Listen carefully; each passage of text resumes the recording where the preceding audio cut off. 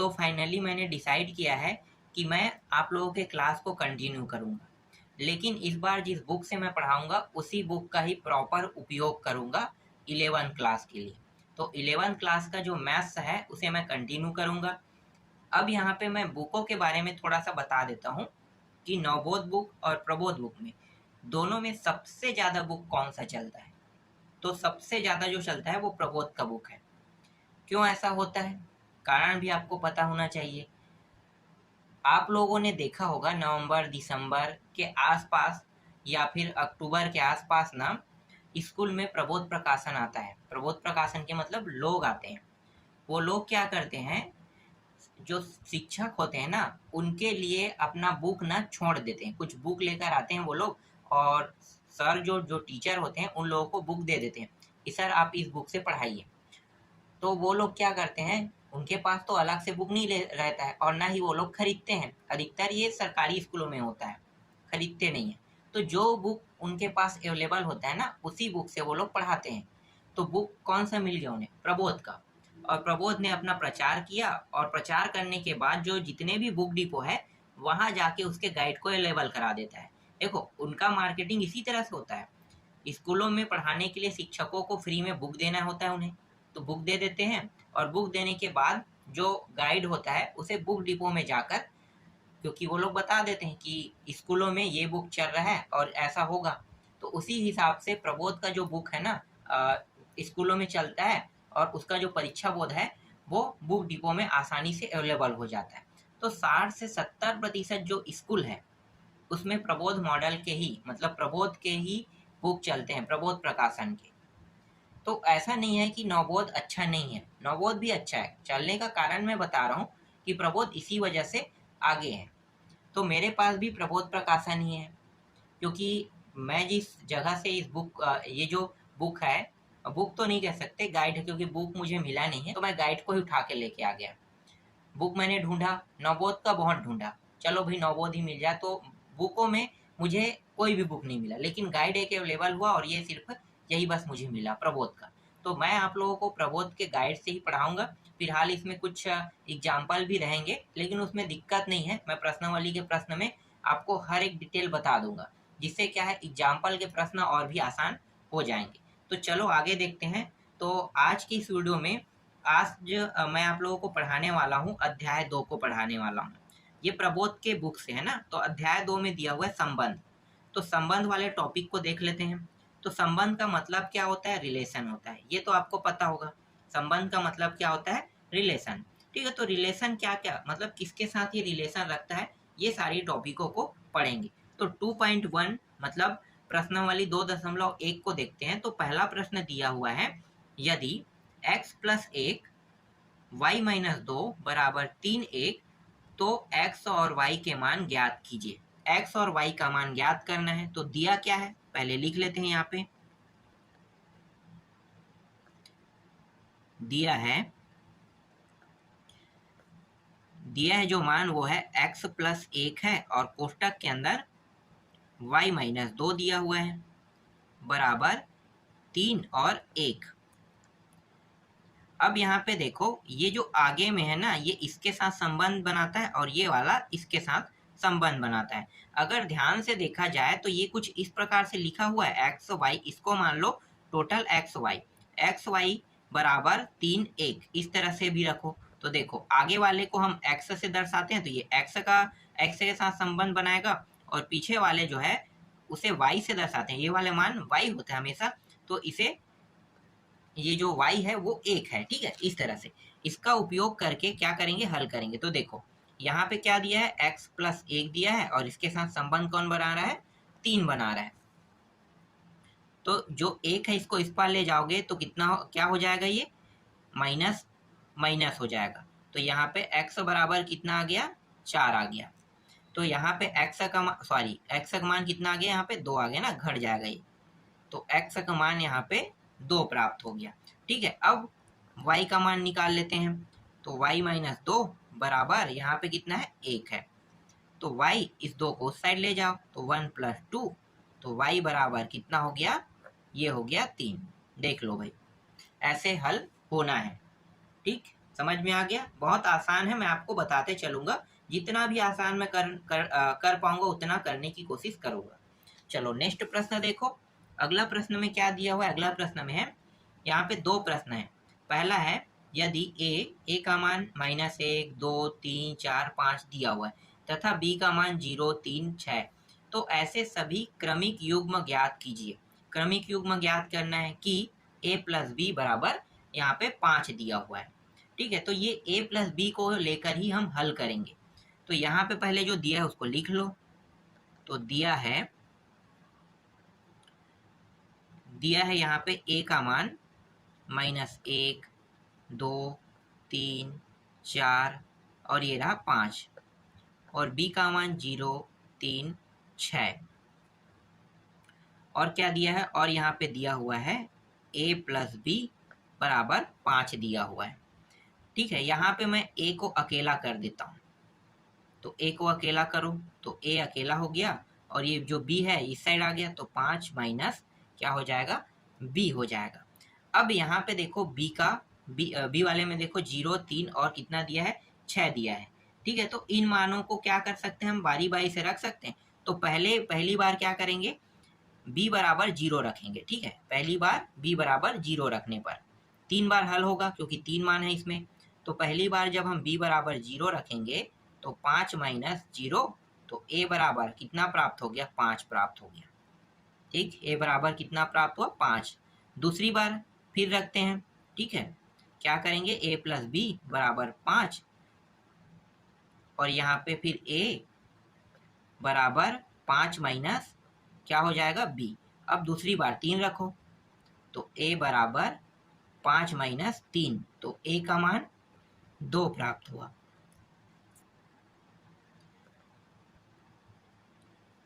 अब यहाँ पे फिर से वही करेंगे, a प्लस बी बराबर 5, a बराबर 5 माइनस b, तो a बराबर 5, और इस बार कितना रखेंगे, 6 रखेंगे। तो a बराबर कितना प्राप्त हो गया, -1। तो देखो, अब यहाँ पे जो b का मान है इसके संबंध निकालो। तो किसके किसके साथ संबंध बना रहे हैं, तो देखो यहाँ पे पहले वाले में क्या था, यहाँ पे जब 0 रखें तो ये संबंध बना रहा था किसके साथ, 0 रखने पर ये 5 के साथ संबंध बना रहा है। ठीक है, इसका मतलब 5 और 0 हो जाएगा। ठीक, दूसरा देखो, जब 3 रखते हैं तो ये संबंध बना रहा है 2 के साथ।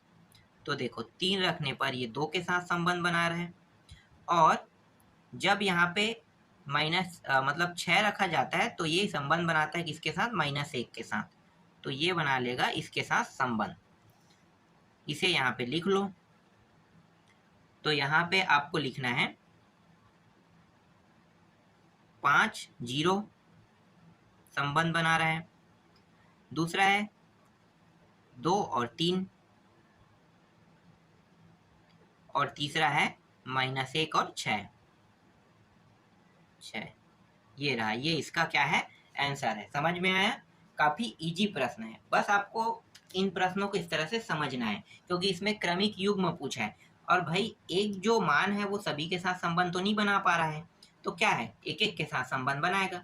इसके बारे में मैंने आपको बताया है कि नहीं बताया है, नहीं बताया ना। समुच्चय वाला मैं आपको थोड़ा सा बता देता हूँ। देखो 2 मान है, ये ओरिजिनल फॉर्म ये होता है, ये वाला। ठीक है, ऊपर में क्या दिया, -1, 2, 3, 4 और 5, और यहाँ पे 0, 3 और 6। ठीक है, अब देखो यहाँ पे किसके किसके साथ संबंध कौन बना रहा है, तो यहाँ पे देखो जब मैं 0 रखता हूँ तो 0 जो है 5 के साथ संबंध बना रहा था, तो 0, 5 आ गया। जब मैं 3 रखा तो ये 2 के साथ संबंध बना रहा था, ये रहा। और जब मैंने 6 रखा तो ये -1 के साथ संबंध बना रहा है। तो रिलेशन का मतलब ही क्या होता है, रिलेशन का मतलब होता है अगर इस फॉर्म में है तो कोई भी ये वाला जो मान है आगे वाला, ये 2 के साथ कभी भी संबंध नहीं बना सकता है।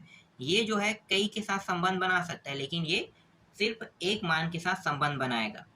ये मैंने एनसीईआरटी के वीडियो जब मैं आप लोगों को एनसीईआरटी से पढ़ा था उस समय बताया था। आगे जब इसमें आगे देखने को जब मिलेगा आपको तो मैं आपको इसे और अच्छे से बताऊंगा। ठीक है, चलो आगे बढ़ते हैं। अभी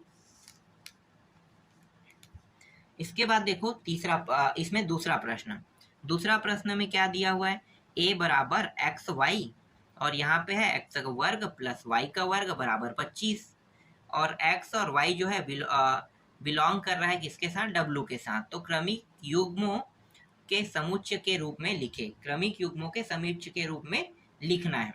तो चलो लिखते हैं भाई। तो यहाँ पे जो दिया है उसको लिख लेते हैं। दिया है, क्या दिया हुआ है, तो दिया है एक्स का वर्ग और ये वाई का वर्ग बराबर 25। ठीक है, ये इतना मान दिया हुआ है। अब आपको यहाँ पे क्या देखना है, तो सबसे मेन जो टॉपिक है वो आपको देखना है कि यहाँ पे x और y का ऐसा कौन सा मान रखें कि दोनों का हल 25 प्राप्त हो। तो देखो मैं आपको बताता हूँ। पहली बार मैं x का मान अगर 0 रखता हूँ, क्या रखता हूँ, x बराबर 0 और y बराबर मैं क्या रख सकता हूँ 5, तो 25 आएगा कि नहीं। तो देखो मैं आपको बताता हूँ ना, यहाँ पे 0 रखो तो 0 का वर्ग प्लस 5 का वर्ग बराबर यहाँ पे 25 है, तो ये हो जाएगा, इसका मतलब तो 0 होगा, तो यहाँ पे 5 का वर्ग मतलब 25 और ये भी 25, दोनों बराबर हो रहे हैं। ठीक है, दोनों बराबर हो रहे हैं, मतलब क्या, मुझे निकालना था 25, तो देखो यहाँ पे 25 प्राप्त हो गया। तो पहले वाले में हम ये रख सकते हैं। फिर दूसरा और क्या रख सकते हैं, अगर मैं यहाँ पे 1 रखूँ तो ये हो जाएगा क्या, नहीं, 1 रखने पर नहीं होगा। ठीक है, 1 रखने पर नहीं आएगा। अगर मैं इसे आगे बढ़ाता हूँ, सोचो, ठीक है, आगे बढ़ाता हूँ, तो अगर मैं इसे आगे बढ़ाता हूँ तो यहाँ पे अगर मैं 3 रखता हूँ और इसे 4 रखता हूँ तो 25 आ सकता है दूसरी बार, बिल्कुल आ सकता है। तो दूसरी बार आप क्या रख सकते हो, x बराबर 3 और y बराबर 4, तो 3 का वर्ग प्लस 4 का वर्ग बराबर 9 प्लस 16 और ये हो गया 25, आ गया 25। ठीक है, अब रिवर्स कर दो इसे। रिवर्स कैसे करेंगे, इस बार यहाँ पे देखो x बराबर इस बार 5 रखो और y बराबर क्या रख सकते हैं 0, रिवर्स कर देते हैं तो भी आएगा।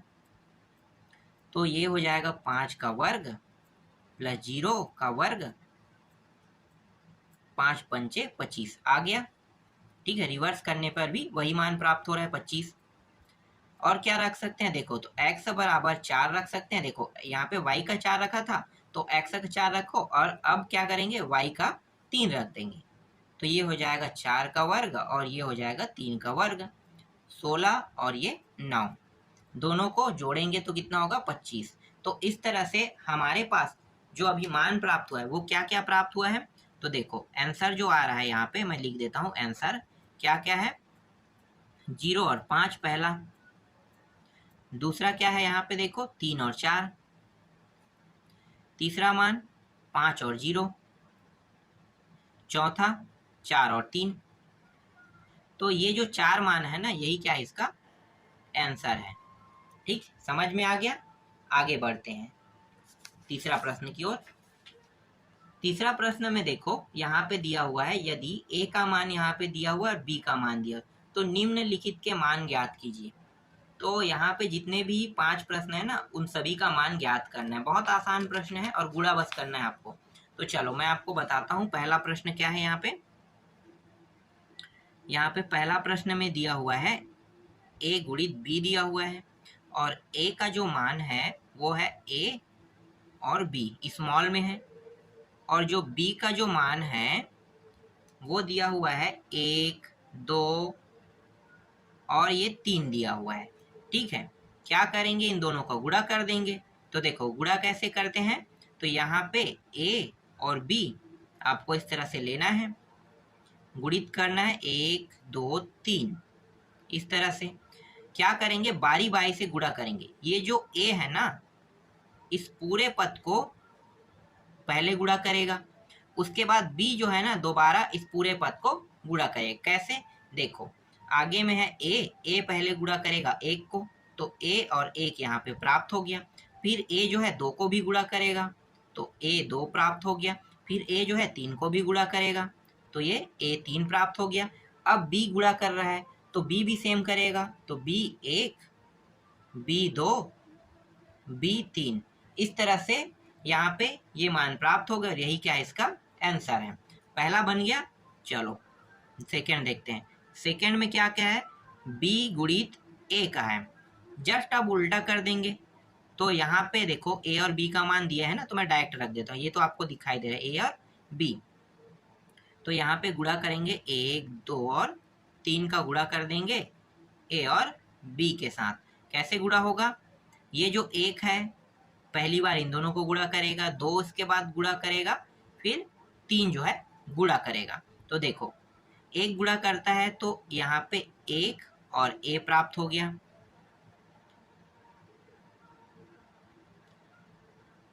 जब 1 गुणा करेगा तो 1 और बी प्राप्त हो जाएगा।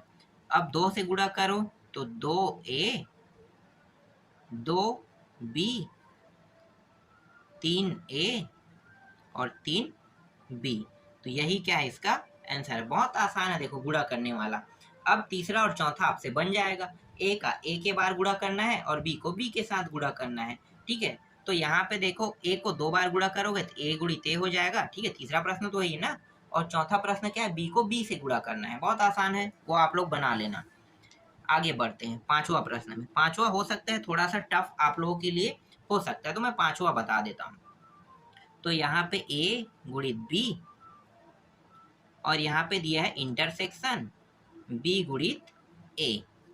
ठीक है, कैसे होगा, तो देखो यहाँ पे अभी मैंने आंसर निकाला है ना, इन दोनों का हम डायरेक्ट उपयोग कर लेते हैं। ए गुणित बी, यहाँ भी ए गुणित बी और बी गुणित ए बी गुणित ए। तो थोड़ा सा शॉर्टकट कर लेते हैं। कैसे होगा, तो अभी जो हमें मान प्राप्त हुआ है उनका उपयोग कर सकते हैं, बिल्कुल कर सकते हैं। ठीक है, क्या क्या मान प्राप्त हुआ है भाई, देखो यहाँ पे इसका जो मान है उसको देख सकते हो, पूरा लिख लेते हैं इन दोनों को।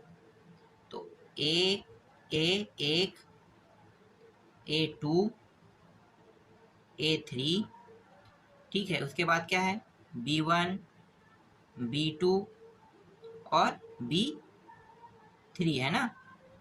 और यहाँ पे जो इंटरसेक्शन दिया है, इंटरसेक्शन का मतलब क्या है, मेज कर। तो मैं थोड़ा सा डायरेक्ट कर रहा हूँ, बाकी जो हल होगा सेम टू सेम ऐसे ही हल करना है आपको। हल करने के बाद इस तरह से इंटरसेक्शन आपको इसमें लगा देना है। ठीक है, तो इंटरसेक्शन लगा रहा हूँ, उसके बाद जो आंसर आ रहा है उसको मैं लिख रहा हूँ। ये पूरा समझ में आ रहा है। ये वाला हल होने के बाद क्या करना है आपको, ये वाला पॉइंट लिखना है और इस तरह से आपको कर देना है। इसका मान कितना है, 1a 1b 2a 2b 3a और 3b। अब मैच करो इन दोनों को। इंटरसेक्शन का मतलब क्या होता है, जो दोनों में समान हो। देखो कोई मान ऐसा है क्या जो दोनों में समान हो। देखो यहाँ पे ए आगे में है, यहाँ पे पीछे में है, तो समान तो हो नहीं सकता। एक यहाँ पे पीछे में, यहाँ पे आगे में, तो इसका संबंध हो ही नहीं सकता। ठीक है, संबंध कब होगा, जब दोनों सेम हो। आगे में है वही मान, तो वही मान दोनों में आगे में होना चाहिए।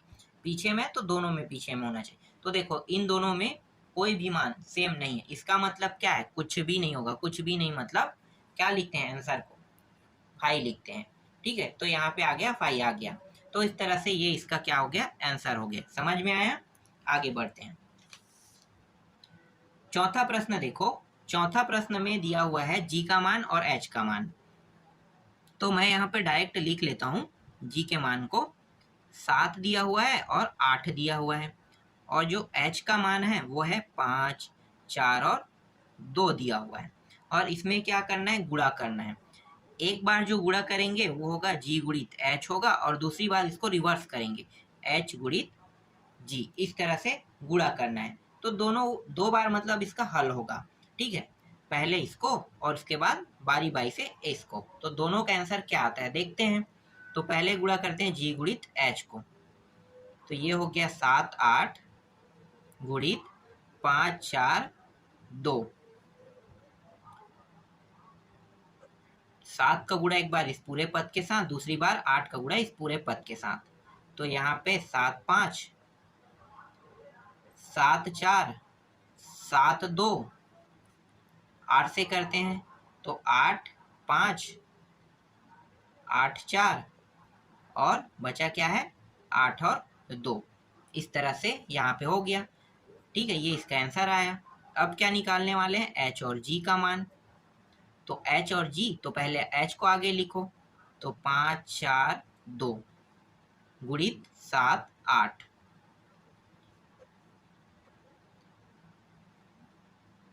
इसका एक बार, फिर इसके साथ, फिर इसके साथ, सेम प्रक्रिया है।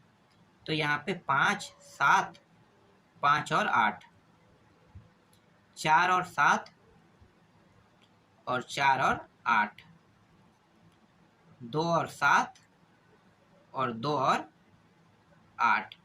इस तरह से इसका भी आंसर यहाँ पे प्राप्त हो गया। बाकी जो प्रश्न बचा है ना, उसको मैं आपको नेक्स्ट वीडियो में बताऊंगा।